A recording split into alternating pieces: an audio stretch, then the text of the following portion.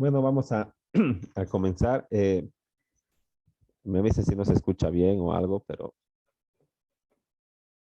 vamos a pasar este tema, que como les dije es corto, ¿no? Tiene más que ver con temas así de manejo económico, todo, y, pero es importante para saber cómo funciona el Estado o cómo maneja nuestros recursos, ¿verdad? De acuerdo a las leyes que le permiten gastar, invertir o en su caso, destinar recursos para el, el tesoro general de la nación, ¿no?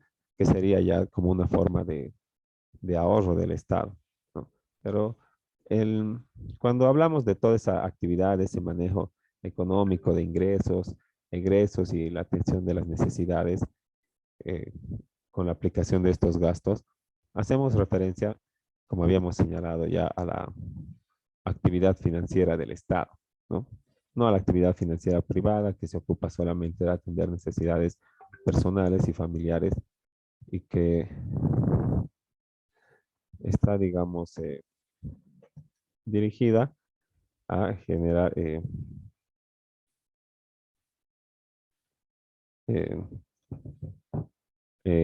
gastos, ¿no? Cuando uno atiende sus necesidades de salud, de educación, ¿verdad? No es para obtener una utilidad, no, es para satisfacer esa necesidad, así que no espera ningún rédito económico, ¿no? Este representa un gasto, pero al contrario de eso, las, la actividad financiera de las empresas comerciales lo que hace es obtener utilidad, ¿verdad? No le importa las necesidades de sus socios, ¿no? ¿Qué le importa si al banco si se enferma el gerente? ¿O qué le importa a la sociedad comercial si a uno de sus socios, bueno, le han asaltado su casa, ¿no? Va a seguir ejerciendo su objeto y no va a atender las necesidades, ¿verdad? La seguridad, no va a atender la salud de sus socios, ¿no? Sino se va a ocupar de generar utilidad. Y esta utilidad obviamente es repartida entre los socios, es reinvertida para generar más y más utilidad, ¿no? Entonces todos tenemos finanzas, ¿verdad? Y el Estado lo que hace con sus finanzas es atender necesidades, porque para eso se ha creado el Estado, ¿verdad? Para que nos asegure el ejercicio de nuestros derechos que están ahí en la Constitución Política del Estado, entre ellos derecho a la educación, derechos a la salud, derecho al trabajo, derecho a la vivienda. Entonces el Estado no tiene que tomar medidas para que las personas eh, podamos ejercer de la mejor manera que se pueda esos derechos. Entonces tiene que gastar en salud, en educación, en políticas de trabajo, ¿no? En, en, en asegurar que todos los bolivianos tengan acceso a los servicios básicos, ¿no? Y esa es su actividad financiera, ¿no? Y para eso necesita recursos que los obtiene imponiendo pagos obligatorios, ¿no? A los ciudadanos por todas las actividades que realizan, ¿no? De todas las actividades económicas que implique como que obtener una ganancia, ¿no? Por eso allí va y que sea una demostración de la capacidad de pago también, ¿no? O sea que estás gastando porque tienes. Entonces, todo eso está como ya les había mencionado en la primera clase, eh, grabado por impuestos, ¿verdad? Impuesto a la propiedad, impuesto a la, impuesto a la propiedad, impuesto a al consumo, que es el IVA, ¿verdad? Impuesto a la transferencia, impuesto a los consumos específicos, ¿no? Entonces, todo eso hace la actividad financiera pública, ¿no? Y esta actividad, ese término de las finanzas, ¿verdad? No es, no es un término del castellano, ni es un término que, mm, que se haya inventado este lado del mundo, ¿no? Este es un término que deriva de una palabra francesa que hace referencia pues al manejo de los bienes del Estado o del patrimonio público, ¿no? y se la apropia y se la utiliza comúnmente, ¿no? Y todos, bueno, ya sabemos o tenemos una idea de lo que son las finanzas, ¿no? Pero cuando eh, hablamos del castellano, el término correcto sería la hacienda pública. Y por eso el ministerio, antes de llamarse de Economía y Finanzas Públicas, antes de que le cambien el nombre, el ministerio se llamaba de Hacienda Pública, porque es lo mismo, es lo equivalente, ¿no? Pero finanzas es mucho más popular, por así decirlo, ¿no? Entonces, como ya les señalaba, existen tres tipos de finanzas, ¿verdad? Estas finanzas públicas que tienen ese proceso y esa atención de necesidades que estábamos ya hablando en la anterior clase y ahorita, lo que tratan de optimizar los objetivos del Estado, ¿no? El interés público, dicen, ¿no? Entonces, el Estado tiene objetivos definidos por la Constitución política, ¿verdad? Tiene sus tareas, tiene sus fines, ¿no? Y tiene que asegurar el ejercicio de los derechos, ¿no?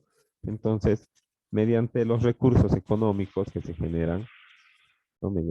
Eh, mediante el ingreso público, lo que se hace es atender estas necesidades de orden básico. Pero no podemos esperar, digamos, que Bolivia atienda las necesidades como España o como Suiza o como Alemania, ¿verdad? Porque no tributamos al mismo nivel, ¿no? Porque el ingreso público no es el mismo, porque las condiciones no son las mismas, ¿no? Entonces solo podemos esperar que se optimicen de la mejor manera que Bolivia puede hacerlo, ¿no? Entonces, es deficiente, pues, ¿no? Y tal vez es deficiente porque todo el mundo lo primero que hacemos cuando tenemos actividad económica es ver qué hacer para no pagar impuestos o para pagar menos impuestos o para evadir impuestos, ¿no? Entonces, por un lado es deficiente por eso, pero bueno, también hay que ser claro si es deficiente por la administración igual, ¿verdad? Porque los puestos de gerencia, de administración, de las empresas públicas y todo esto, son netamente por aval político, entonces el- podrían generar más utilidad a las empresas públicas, ¿verdad? Pero no lo hacen porque son deficientes, porque todo, los puestos importantes, técnicos y administrativos y gerencia, son solamente designados así por, eh, por por otros motivos que no son la competencia. Y bueno, las finanzas corporativas lo que hacen es crear valor, pues, utilidad mediante el uso de recursos, ¿no? No tienen necesidades.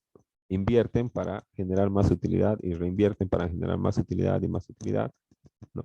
Y esa utilidad se, re- se reparte entre los socios y, bueno, eso es ganancia, ¿no? Y los socios, eso entra a su patrimonio para poder ser administrado de la manera que mejor vean posible, lícitamente, ¿no?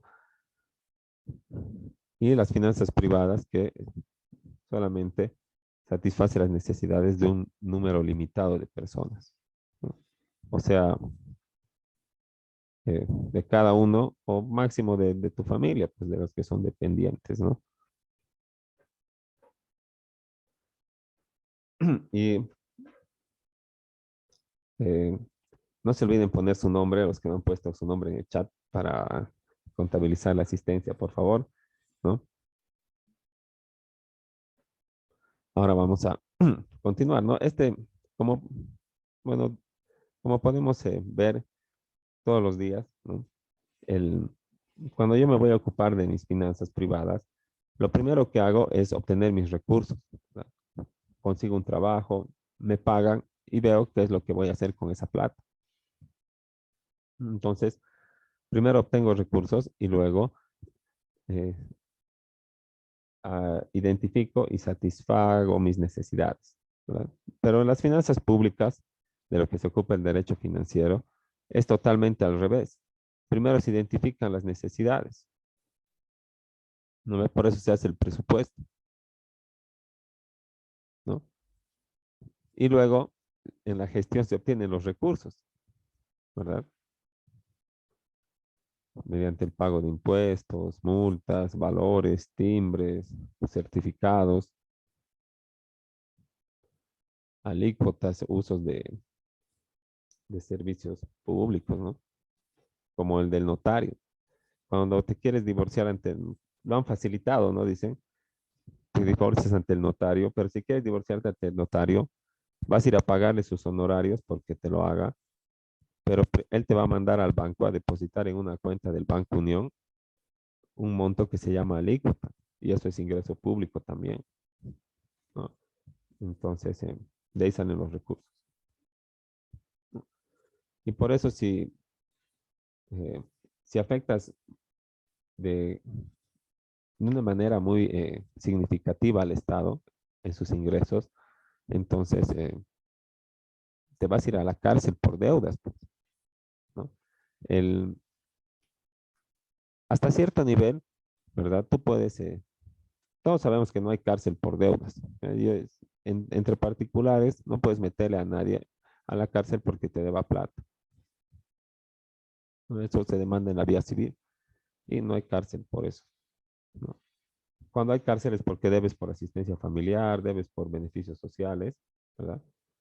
Y en el tema de impuestos, cuando debes vamos a ver al momento de los ilícitos tributarios, de un cierto nivel hacia abajo, entonces lo único que eres es un contraventor, o sea, lo que cometes es una contravención, una infracción como que administrativa. Entonces, ¿cuáles son las penas? Clausura, inhabilitación, eh, multa, ¿verdad? Sanciones económicas, pero no te vas a ir a la cárcel. Pero si te pasas de ese nivel, ¿verdad? De ese monto de dinero, que significa la contravención, entonces te vuelves un delincuente tributario porque ya se configura como delito tributario, ya no como contravención tributaria, ¿no? Y ahí te sigue un proceso penal y, bueno, aparte de que obviamente se define el daño económico al Estado y vas a tener que pagar, te vas a ir a la cárcel, pues. Y cuando se trata de contrabando, ¿verdad? De impuestos aduaneros, eh, no hay pues medidas sustitutivas, ¿no? Siempre hay una audiencia de medidas cautelares o primero, ¿verdad? Y ahí a veces se van a su casa algunos, ¿no? Porque les dan detención domiciliaria o solamente firman, ¿no? Depende que, que acompañen los elementos y la gravedad y todo eso, ¿no? Y cuando se trata de contrabando, no hay pues medidas sustitutivas, directo es a la cárcel desde el primer día, porque has dañado pues económicamente al Estado, no le has dejado cumplir con sus fines porque te has pasado pues en el monto que has defraudado impuestos, ¿no? Entonces, eh, el Estado necesita, ¿no? De los recursos para que una vez identificadas las necesidades, pues estas pueden ser atendidas de la mejor manera posible, porque esta actividad financiera eh, del Estado, ¿verdad? Del proceso de ingreso, egreso y atención de necesidades, ¿no? Como las otras, como la privada y la corporativa, también este, incluye o está presentes en esta el ahorro, el gasto y la inversión, que son elementos de la actividad financiera, ¿no? Entonces, cuando ahorro, ¿verdad? Es porque estoy en una situación de que me sobra, de que el ingreso que percibo es mayor a los gastos que genero de manera mensual o en un periodo determinado, ¿no?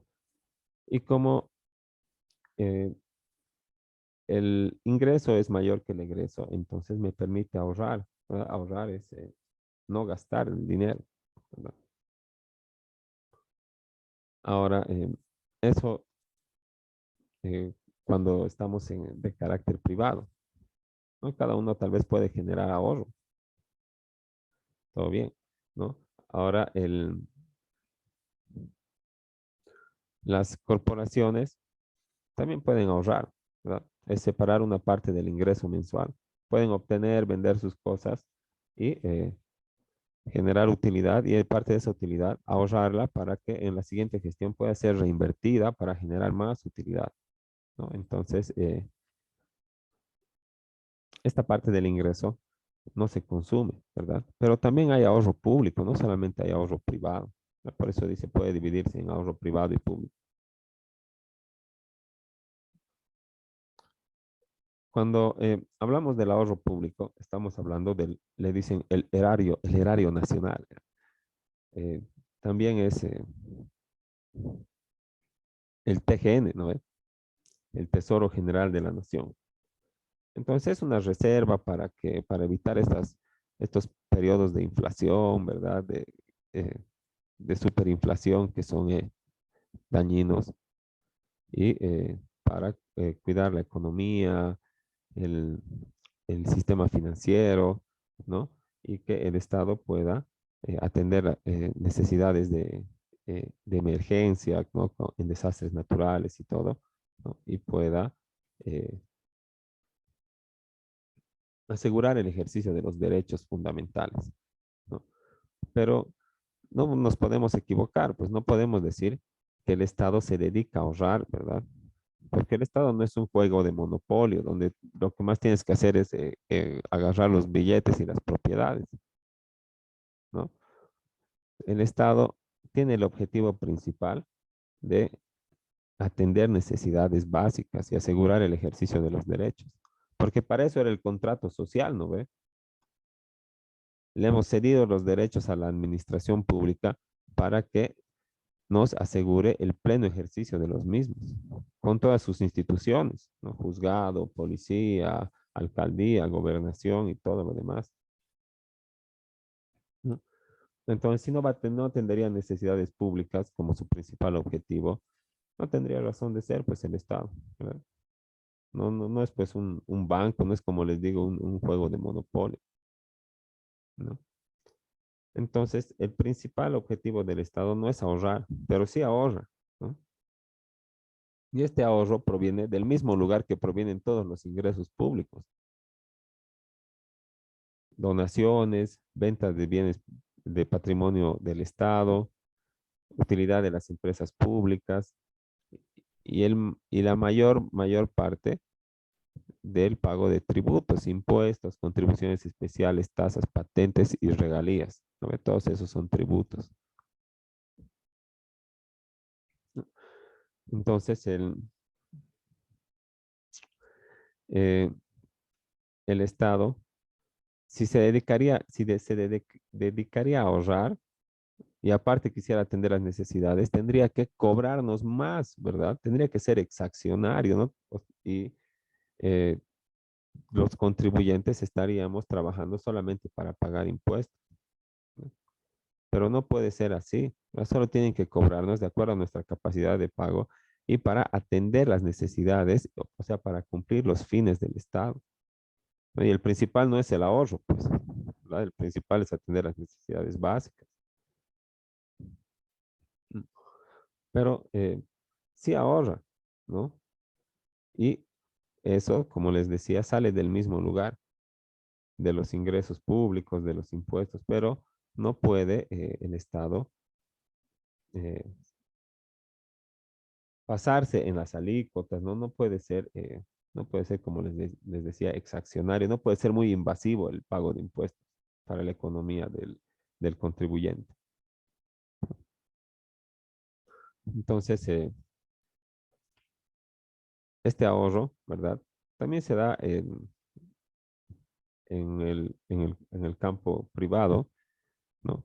Cuando yo voy y abro mi caja de ahorro, mi DPF y todo eso, no hay, no es mucho, sí, y eso se rige por normas de derecho privado, ¿verdad? Del contrato, todo, de las obligaciones, de los seguros civiles, y también por una norma de derecho público que es la Ley 393 de Servicios Financieros, que cuida al usuario financiero, porque para que el Estado pueda cumplir sus fines, ¿verdad? Que la gente progrese económicamente es pues fundamental, ¿no?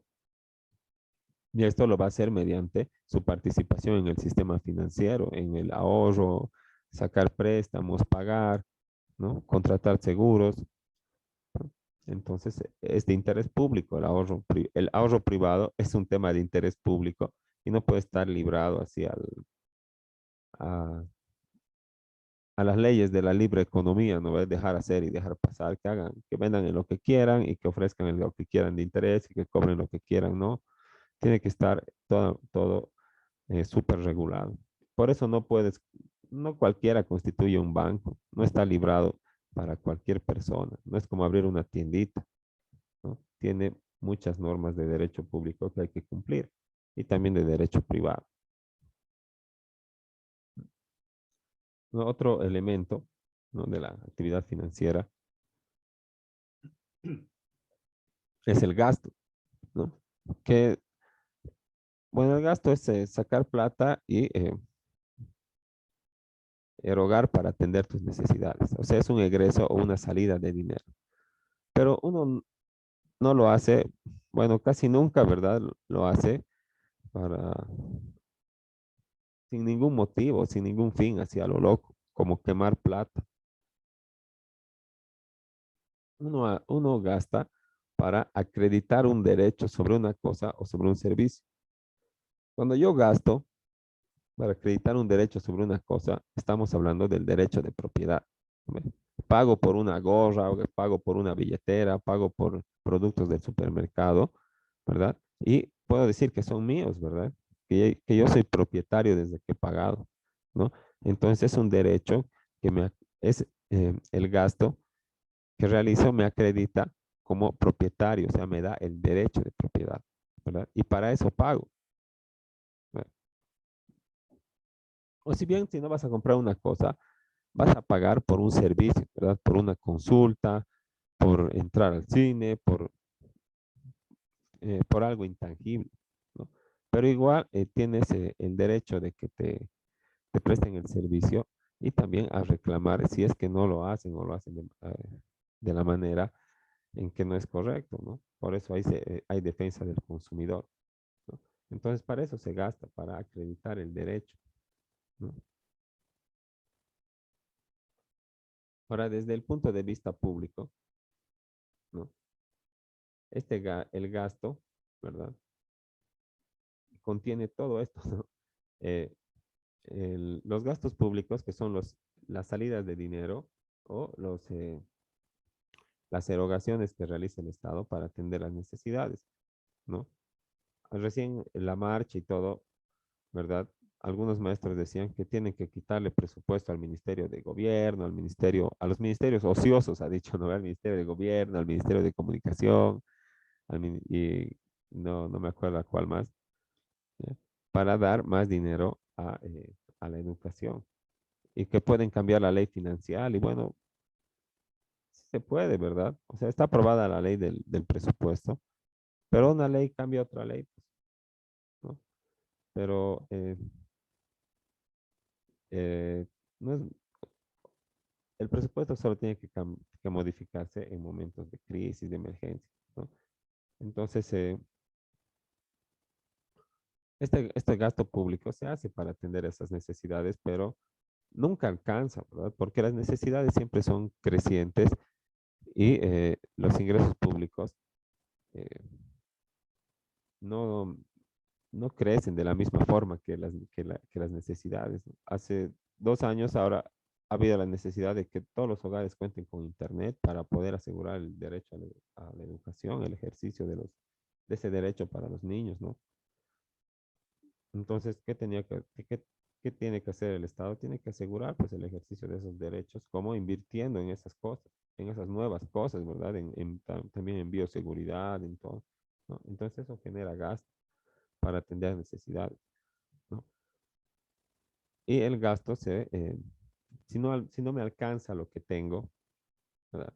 Bueno, si me alcanza y me sobra, entonces ahorro, ¿no ve?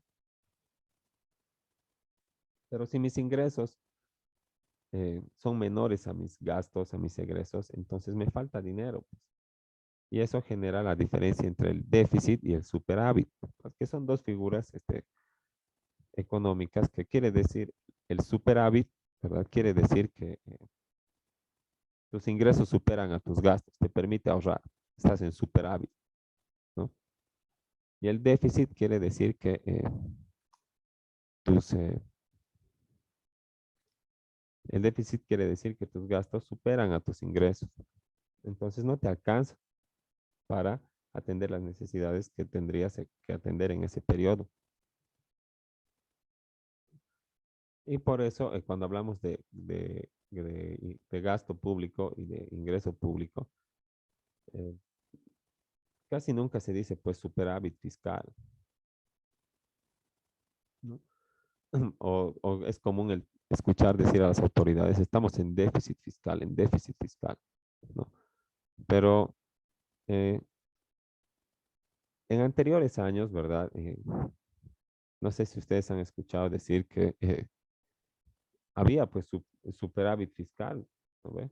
Por eso vamos a pagar doble aguinaldo y que, y que cada boliviano como que tenía como más de $2,000, creo, ¿no? Y decían pues que había superávit fiscal, ¿verdad? Pero a veces la gente no lo sentía así, ¿no? Porque igual no te alcanzaba la plata así en la práctica, ¿no? Eh, pero tal vez era alguna herramienta política para obtener votos, ¿no? Eh,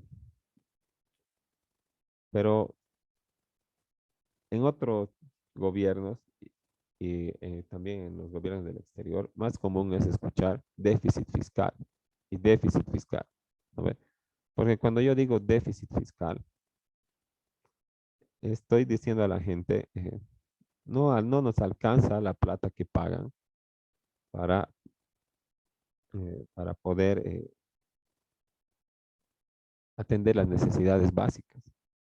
Entonces, ni modo, pues vamos a tener que cobrarles más, vamos a tener que ajustar los impuestos, vamos a tener que fiscalizar más, vamos a tener que hacer más procesos administrativos, ¿verdad?